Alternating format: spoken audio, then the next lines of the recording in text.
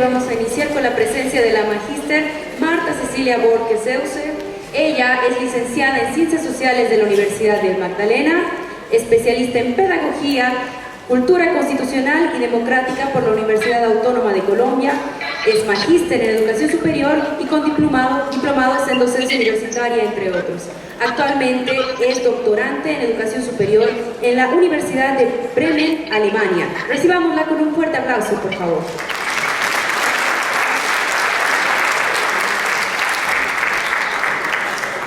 Muy buenos días a todas y todos. Autoridades, me voy a repetir, por favor. Me quedan 30 minutos para que de manera condensada pueda trabajar esta temática. La herencia lasallista de 100 años es muy grande. De antemano pido disculpas a aquellos hitos que no quedaron registrados porque realmente necesitaría más de una semana para poder mostrarlos. Vamos a comenzar con una canción. Camino sobre la mar, nunca perseguí la gloria, ni dejar la memoria. Bueno, entonces, ¿dónde están mis teclitas aquí? Ok, entonces seguramente la mayor parte del público pudo reconocer la canción. A ver, ¿será verdad mi hipótesis o mentira? Levantamos la mano, por favor.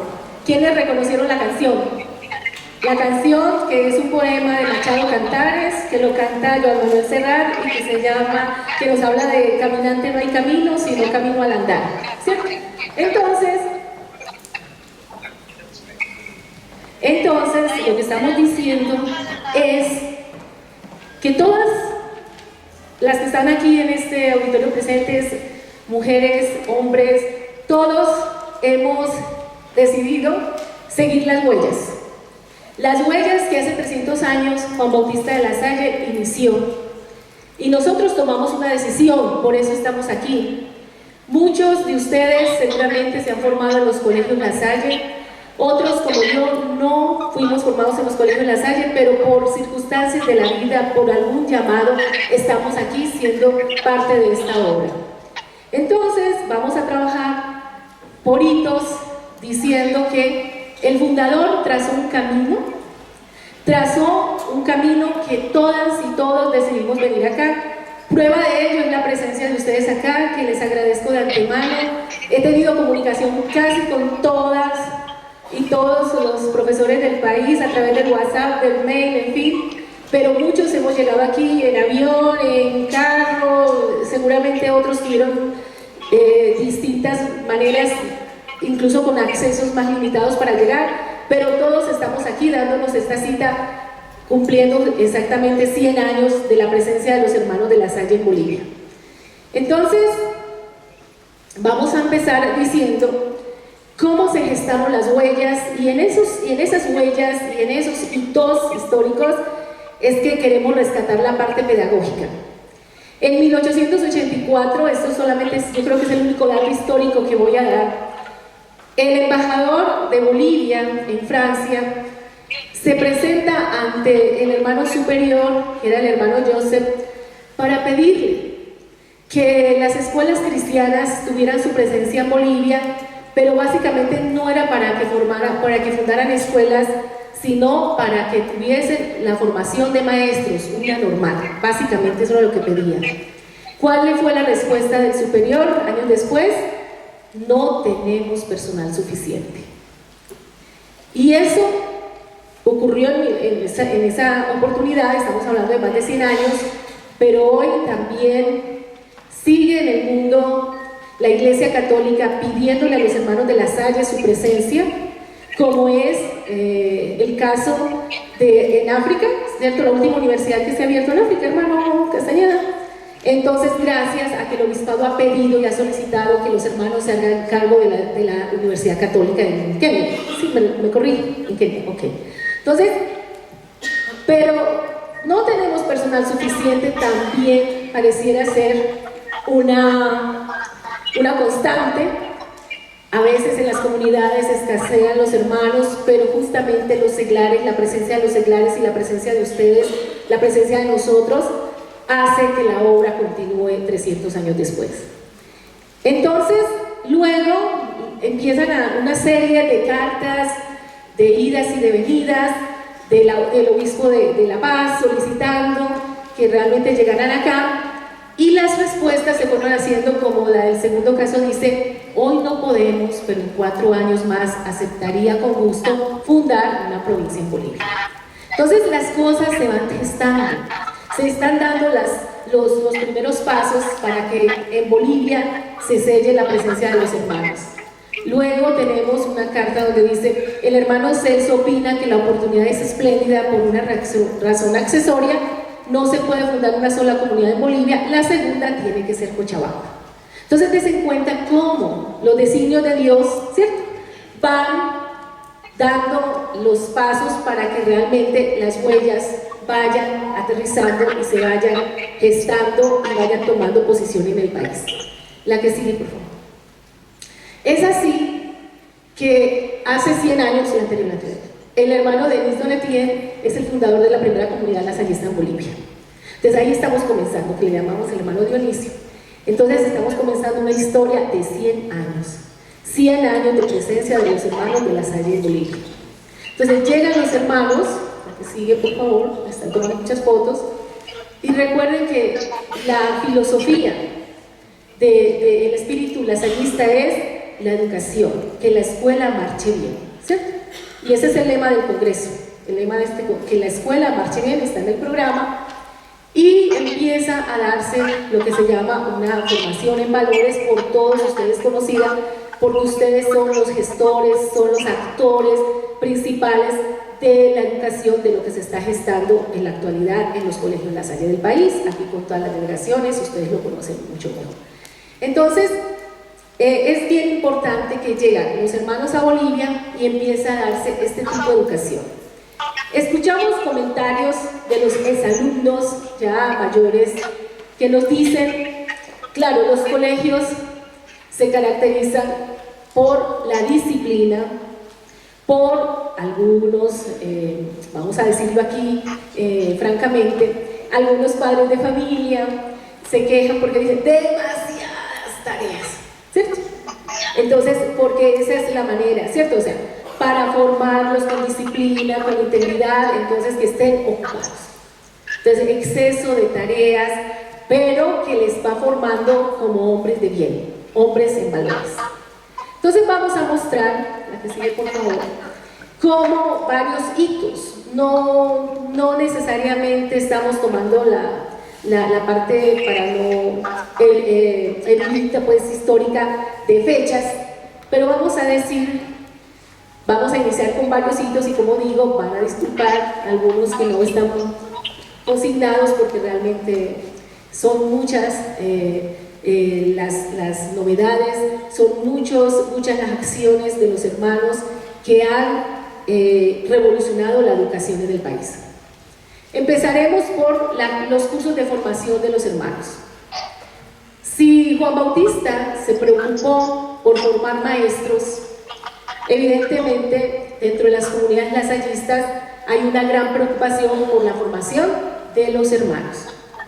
La formación de los hermanos se hacía por varios años se hacía en Argentina, específicamente en Córdoba, pero luego ha habido una etapa muy importante donde en el propio país se ha hecho la formación de los hermanos, bueno, yo también, pero con un programa muy establecido. El hermano, claro, no quiero decir aquí nombres porque me voy a... hermano Carrillo estuvo a cargo, trabajó arduamente en esto, el hermano Sima Rocha, que estuvo también a cargo, el hermano Sima Rocha está por acá, y he tenido la oportunidad de conocer todas las actividades pedagógicas, todas las estrategias didácticas que realizaba para trabajar con los hermanos. Actividades como por ejemplo, desde hacer su diario personal, su diario de vida, actividades como por ejemplo, conocer el entorno de la situación de lo que pasaba en el contexto nacional y de lo que pasaba en el contexto internacional, unido a la formación espiritual, teológica, cristológica, etcétera, ¿cierto? Entonces, en la actualidad, los hermanos también para formarse, para completar formación, viajan a otros países vecinos, como por ejemplo en el caso de Lima, pero también a Centroamérica hay intercambios de hermanos, por ejemplo en el caso colombiano, vienen de Colombia un hermano un año, después va un hermano boliviano a Colombia, y estos procesos de formación van generando formación de calidad en los hermanos. Entonces empezamos por vernos a nosotros mismos y por tratar, por cuidar una formación de calidad empezando desde los hermanos para poder irradiar eso en el quehacer pedagógico. La que sigue. Otro hito.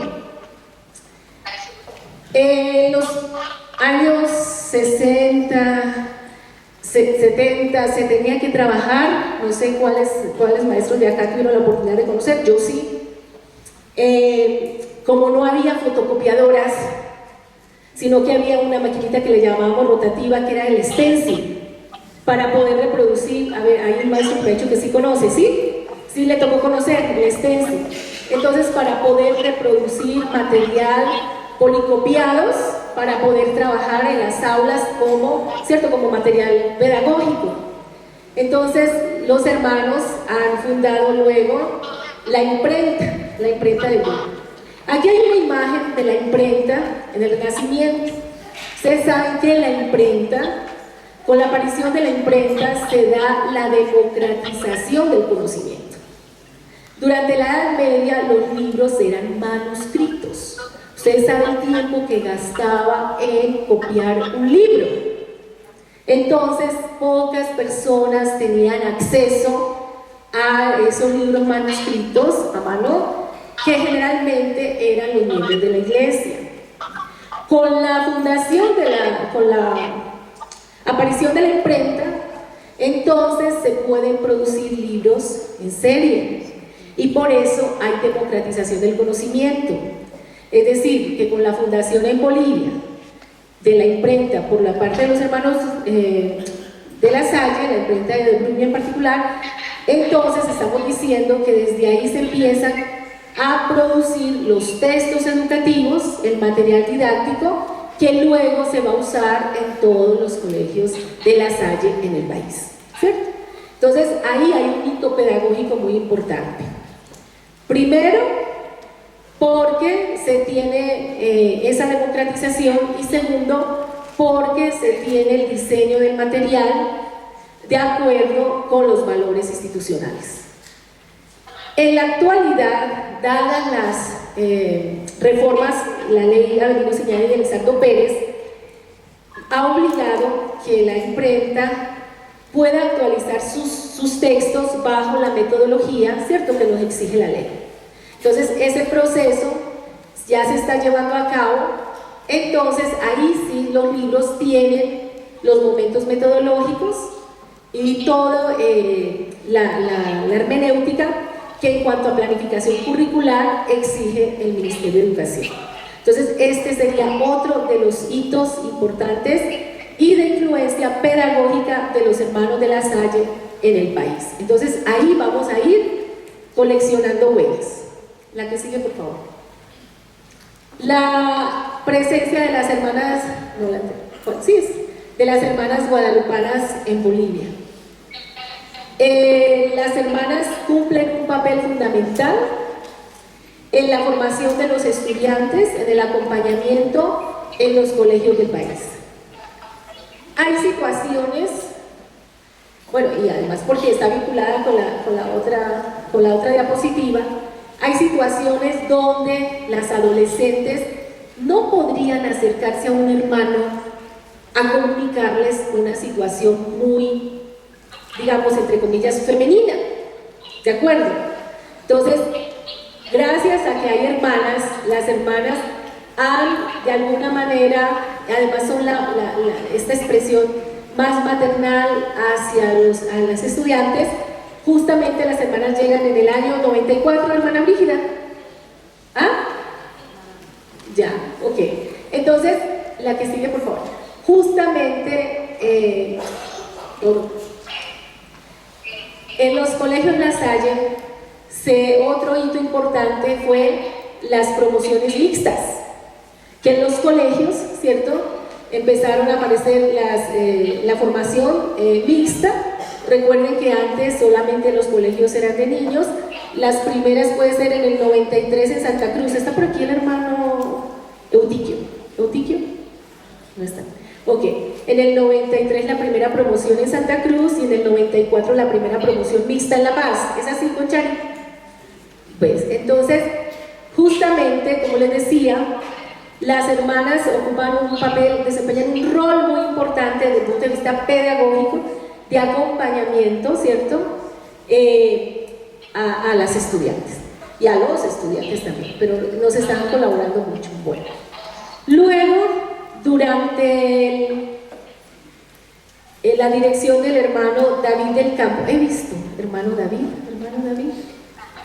se han desarrollado solo es un ejemplo, pero muchos directores lo siguen haciendo, etcétera. La formación de maestros de manera intensiva con el llamado proyecto educativo. Se trabajó con los maestros en todo el país, se trabajó los temas de axiología, de valores, la espiritualidad lasallista, la capacitación por áreas, o sea, empezaron a reunirse los maestros por áreas, los maestros de kinder, los maestros de matemáticas, por áreas y niveles.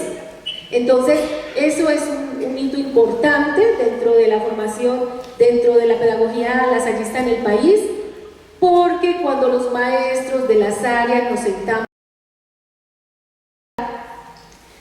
podemos planificar de manera coordinada y podemos tomar decisiones en favor de los estudiantes.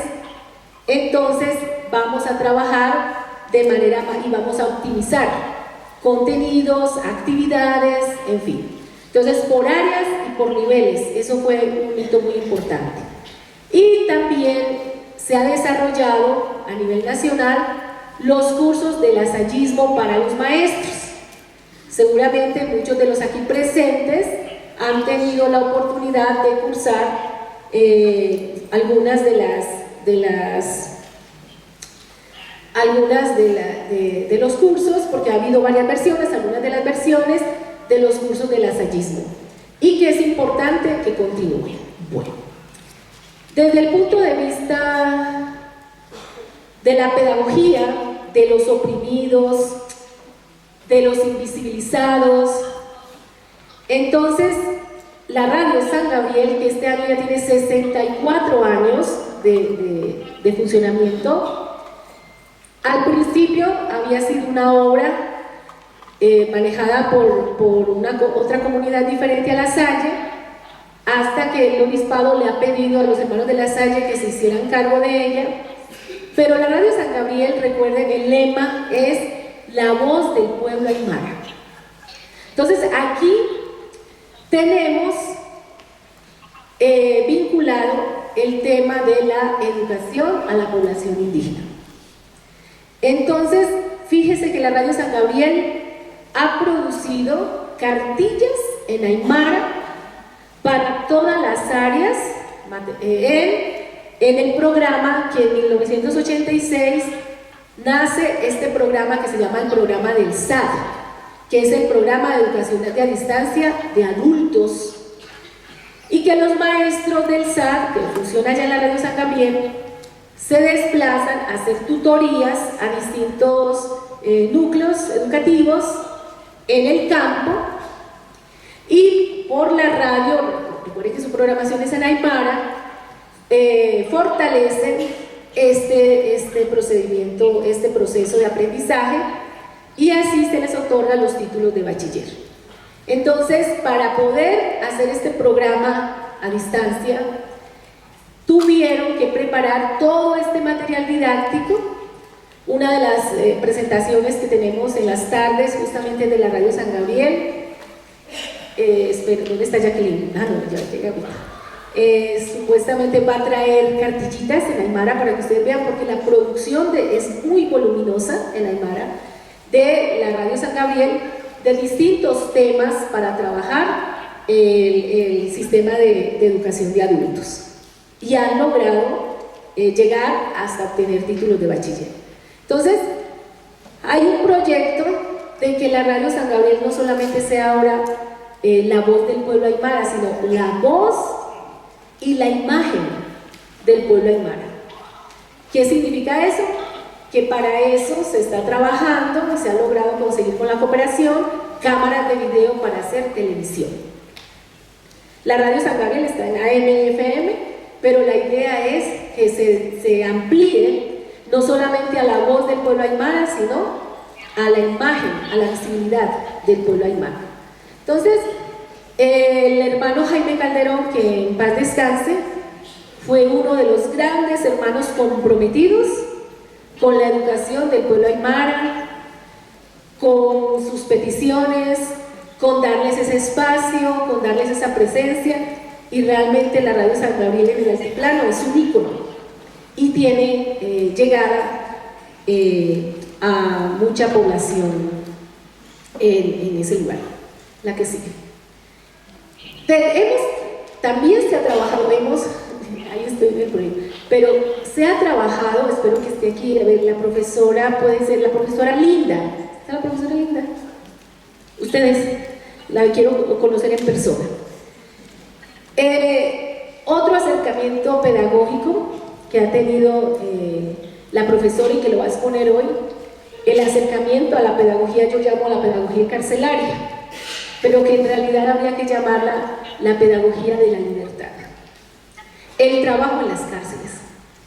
El trabajo en las cárceles porque es una población vulnerable que difícilmente puede acceder a la educación y que nosotros, me gusta mucho la experiencia de la profesora que trabaja con sus estudiantes y que lo va a mostrar esta tarde, pero que nosotros lo podríamos ampliar desde la universidad, por ejemplo, a la población carcelaria hasta que puedan obtener títulos universitarios.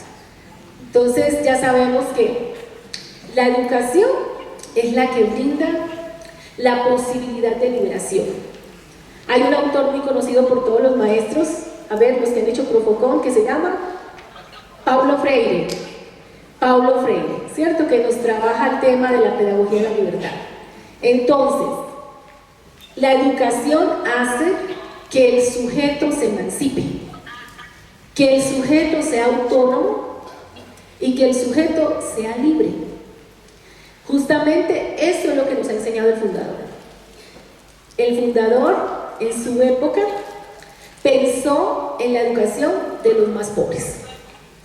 Nosotros, en nuestra época, pensamos en la educación de aquellos sectores vulnerables.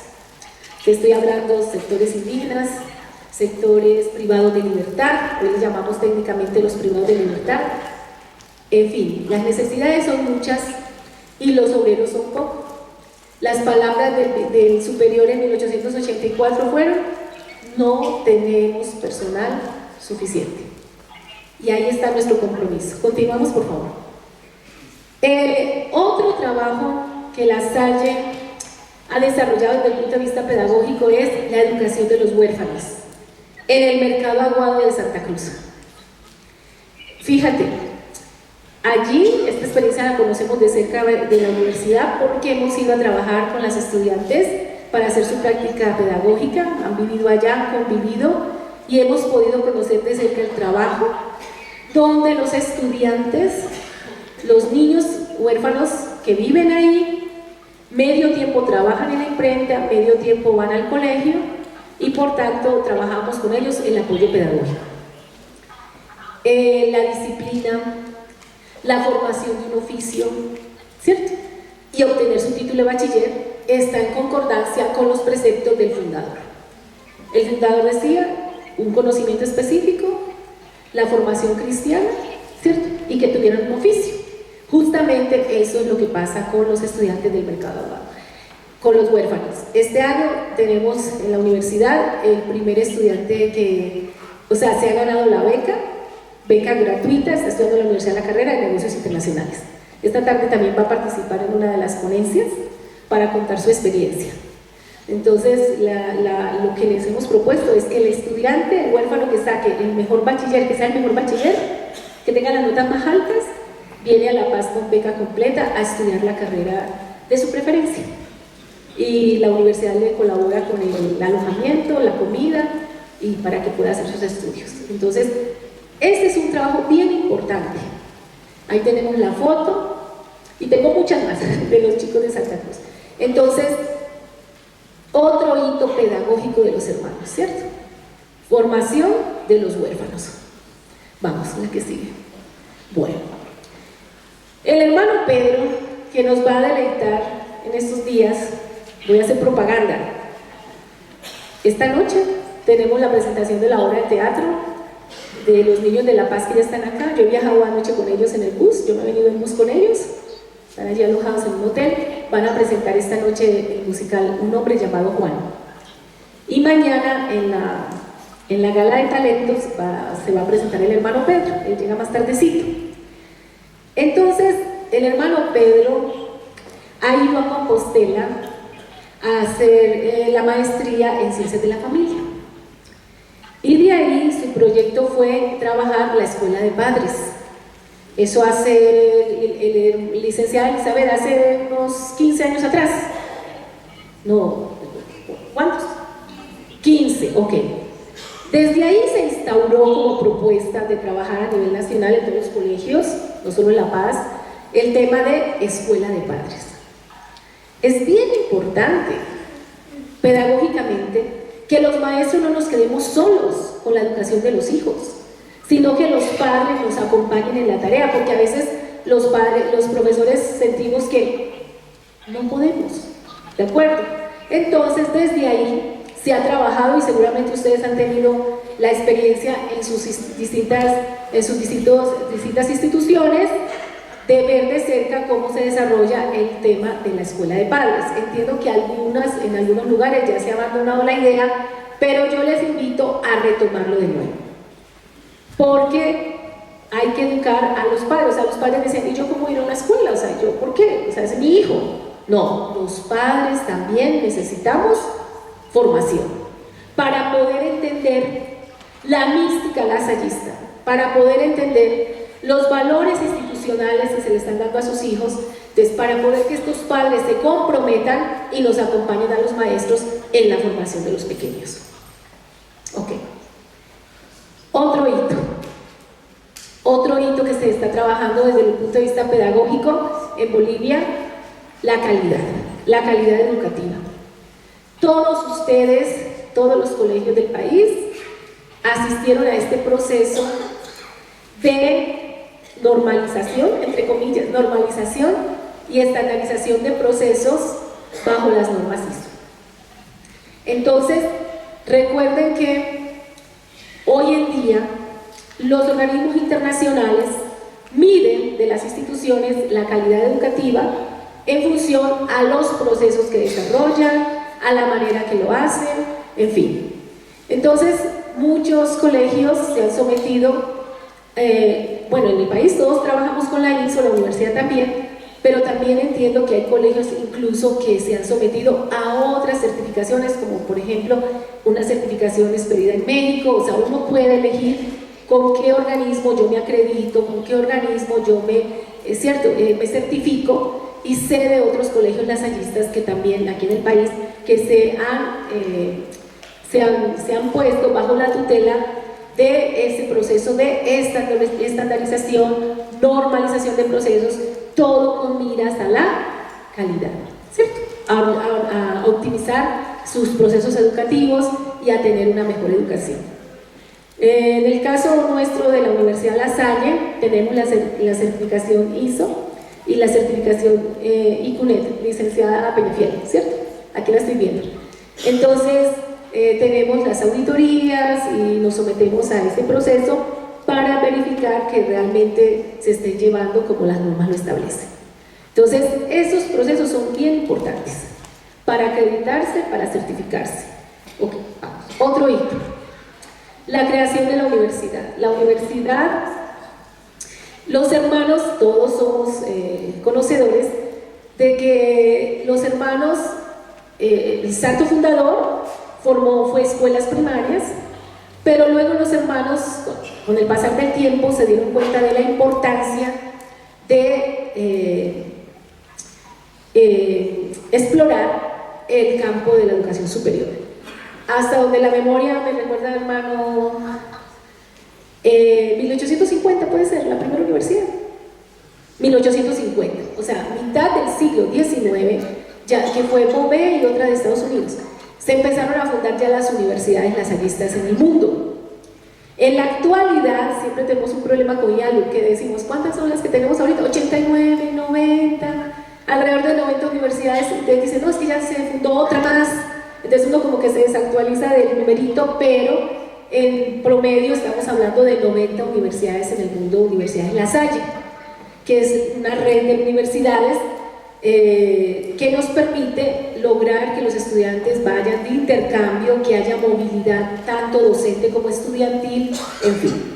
Entonces en La Paz se ha fundado la primera sede de la Universidad de La Salle. Esta es una maqueta que me gusta mucho, maqueta. Es una, hermano, mira cómo se ha reído. Es una maqueta de lo que se llama a futuro donde quiere llegar la universidad. ¿Saben ustedes cómo se llama pensar escenarios futuros? Eso se llama prospectiva. La que sigue, por favor, la que sigue. Entonces,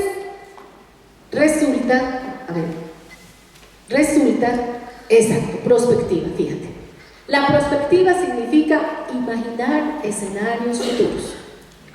Nosotros hemos recorrido un pasado que es las huellas del fundador, ¿de acuerdo? Llegamos a un presente que desde Roma, desde la Casa Generalicia, desde los distintos capítulos, han visto la necesidad de que los seglares acompañemos a los hermanos y que nos vayamos incorporando y nos comprometamos para trabajar con la obra. Vuelvo a las palabras de 1884 del superior de aquel momento, el hermano Johnson, que decía: no somos suficientes, ¿cierto? No tenemos suficiente personal. Entonces, la pregunta que nos hacemos es, vuelvo con las palabras iniciales, todas ustedes, hombres y mujeres, al igual que yo, hemos sido llamados por distintas circunstancias a formar parte de las obras lasallistas. Hemos caminado y hemos ido sembrando huellas. Pero ¿qué pasa? Las huellas están en la tierra. Pues ahora yo voy a volcar el chip y voy a decir, ¿y acaso no queremos ser estrellas? Pensemos, no vamos a ser estrellas, no vamos a dejar huellas, ahora vamos a ser estrellas que iluminen el firmamento. Y la pregunta que les hago hoy a ustedes todas, todos los presentes es: seamos estrellas en el firmamento. Entonces, ¿viste? Vamos a dejar luz como las lasallistas que somos. Y la pregunta es, entonces, ¿está después o está en la pregunta? La anterior, no, la anterior sí. Donde está la pregunta, ¿cuál es la luz que vamos a dejar nosotros como lasallistas en las obras? ¿Cuál es la luz? Porque ahorita ya no estamos diciendo las huellas, sino la luz. Entonces, esa es la interrogación que les vamos a dejar aquí, la anterior. Eso. ¿Cuál será la luz que desprenda en la obra lasaliana? Cada una y cada uno en su interior lo va a pensar. Ya hemos hecho huellas. Ahora yo les invito a que seamos estrellas. A que seamos estrellas para que cuando la frase "no tenemos personal suficiente" se convierta en millones de estrellas en el firmamento, que vamos a ser todas y todos los que acompañamos a los hermanos para que la obra de La Salle continúe hasta el infinito. Muchas gracias.